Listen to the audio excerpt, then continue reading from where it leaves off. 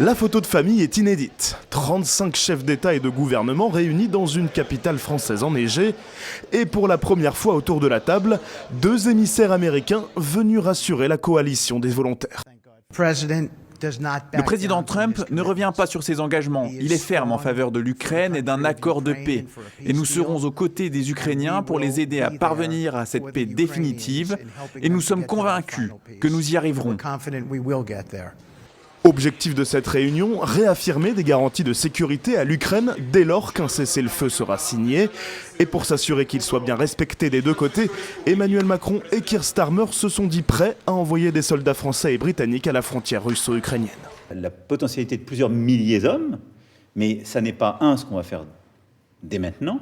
2, ça sera planifié. 3, ce sera dans le cadre de nos opérations extérieures. Et donc on fera des arbitrages. Même son de cloche en Espagne, le Premier ministre Pedro Sánchez fera son possible pour qu'une décision similaire soit votée dans son pays.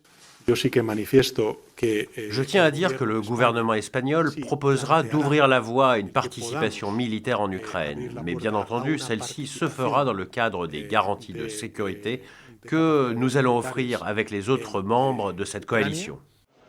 Des annonces qui réjouissent le président ukrainien Volodymyr Zelensky. Je tiens à remercier chaque dirigeant qui souhaite sincèrement contribuer à une solution pacifique. Les États-Unis sont prêts à œuvrer en ce sens. C'est un point essentiel pour nous. D'autres membres de la coalition sont plus sceptiques. Aucun soldat italien n'interviendra sur le sol ukrainien, précise Giorgia Meloni. Le chancelier allemand, lui, s'est dit prêt à déployer des troupes au sol, mais uniquement dans un pays de l'OTAN voisin de l'Ukraine.